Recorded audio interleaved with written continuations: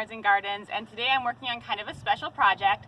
So one problem we have living out here in the country in South Dakota is that it is always windy, and with that we cannot keep our patio umbrella from falling over even with having a really heavy base on it. So today I'm going to work on a project to make it even heavier and also look nice. So this is my umbrella stand, and what I'm going to do is I'm going to place it into this pot and then add some more weight and then some flowers on top. This is a 25-gallon tree pot that I saved from when we planted trees last fall. I saved it and I cut it a little bit shorter. It used to be taller than this. And then I just used some spray paint to dress it up a little bit because it used to be plain black. So I did just a dark navy blue spray paint and then a gold, kind of bronzy gold top on there just to dress it up. What I'm going to do is I'm going to take my umbrella base right here and put it into a trash bag. I'm just doing this to help protect it just a little bit from like rust with watering the flowers that are going to be in here. I don't want water just pouring all over it. So now we have in here the trash bag in my pot, and then inside of that is the umbrella stand. And so I'm kind of going to pull this trash bag up and settle it in around the base of the stand there a little bit. And I've got a lot of extra here. So get my handy dandy utility knife and I'm just going to cut off some of that extra. I may end up cutting off a little bit more, but I just want to get it out of the way for now.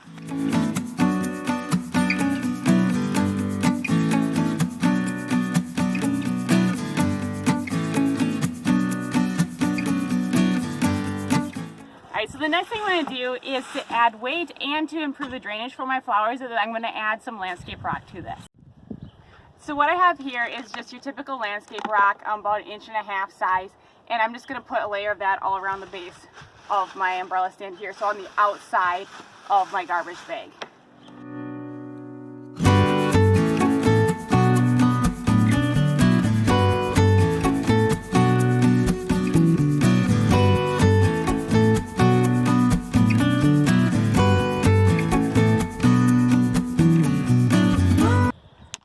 Rocks in there.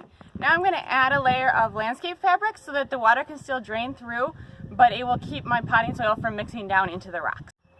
So I'm using landscape fabric now to separate the rocks from my potting soil that's going in, and I'm using the fabric, which means that it's porous and water can move through here. I'm just going to tuck this down around here like so to cover up those rocks,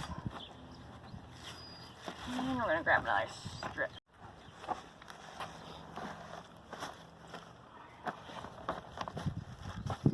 Alright, so I have my rocks covered with landscape fabric, and I have my umbrella stand right here, which is protected by my plastic. And now it's time to start adding the potting soil on top of all of this. And over here I have in my garden cart kind of a mix that I've done already. And what I have in here is a big bag of Miracle-Gro potting mix, and then that's a really light mix. So what I do is I take my compost pile and I mix in about half compost, or the same amount of compost as I had potting soil, so by the time I'm done it's half and half. And the reason I do that is the compost just retains a little bit more moisture and makes the whole mix heavier, so I don't have to water quite as often when I do this kind of mix. It also helps me to save a little bit of money because I have plenty of compost, and potting soil when you're doing as large of pots as I am can really start to add up. So now we're going to get this scooped into my pot over there.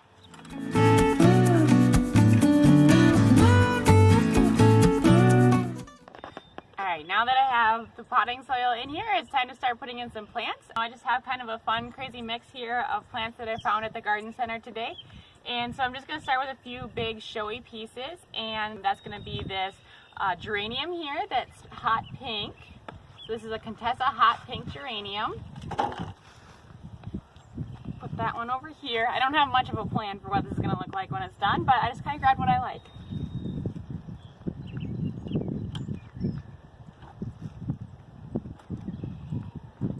This is an osteospermum, or let's see, I don't know if there's a common name. This is a Aquila Grand Canyon mixture. So I'm not quite sure what colors of blooms it's going to have, but somewhere in like the yellows and purples and whites is usually what osteospermum is.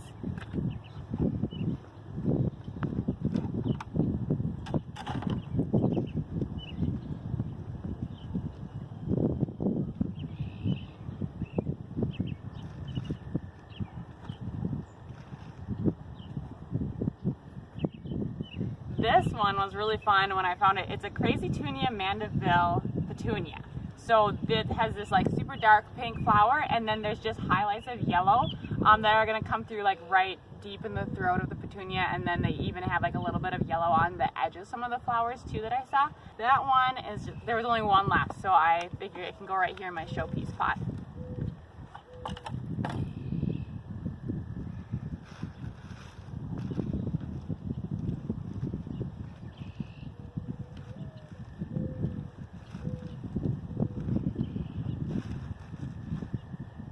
And this petunia is actually a wave petunia, which means it's trailing, so I'm going to put that here in the front of my pot so it can trail over the edge. It looks purple, like most people would call this color purple, but it's actually like blue. When you go to buy wave petunias, it would be considered a blue. Alright, I'm even going to plant that one on just a little bit of an angle, and the reason I do that is it helps it to spill in the right direction.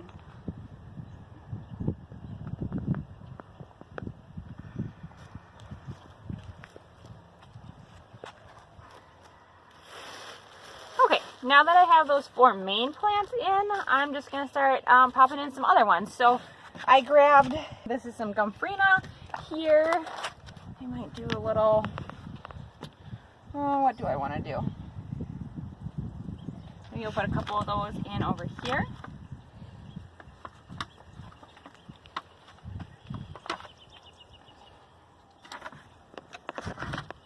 And then this is ageratum, so it's going to have a blue kind of fluffy flower on it. I'll put a couple of those over here maybe.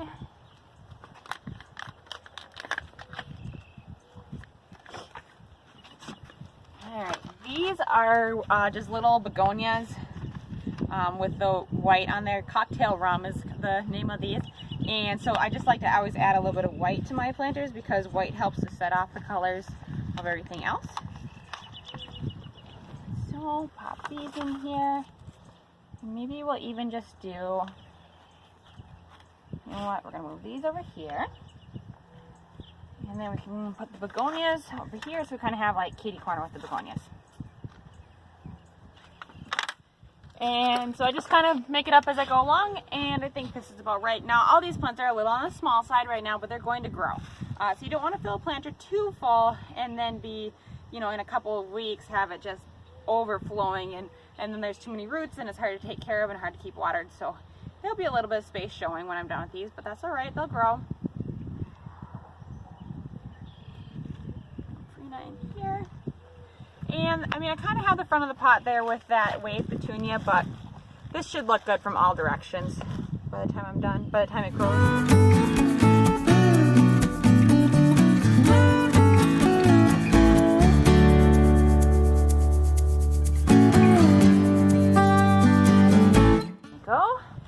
I'm gonna go get these watered in real good. Whenever you finish planting a pot, make sure you give it a really good soaking right away. Some of these had pretty dry root balls on them, so just get it soaked down really well. You might even have to go over it a few times. Just make sure that the water really soaks in.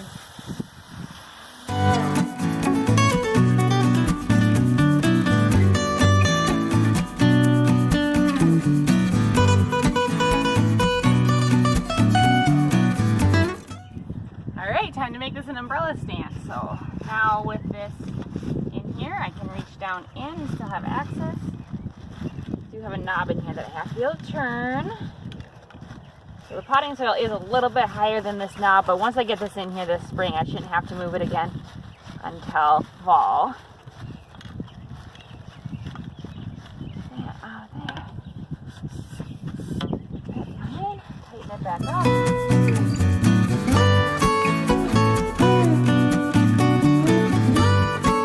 Let's cut off a little bit more of that plastic to clean it up. And then we're going to put the umbrella on top.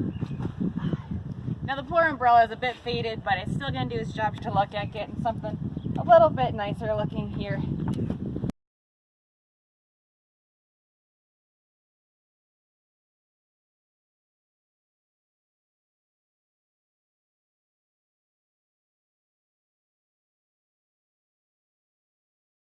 All right. There we go, an umbrella and an umbrella stand that will hopefully keep it upright even in these crazy South Dakota winds.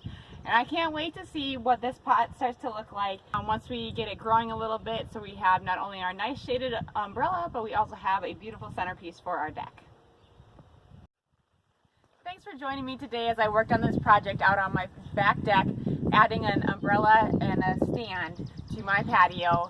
If you enjoyed this video, make sure you click the subscribe button so you can see more. And if you have any questions about this project, leave a comment below so we can get those answered for you. Remember to follow us on Instagram, Facebook, and check out our website at northernyardsandgardens.com. Thanks everyone!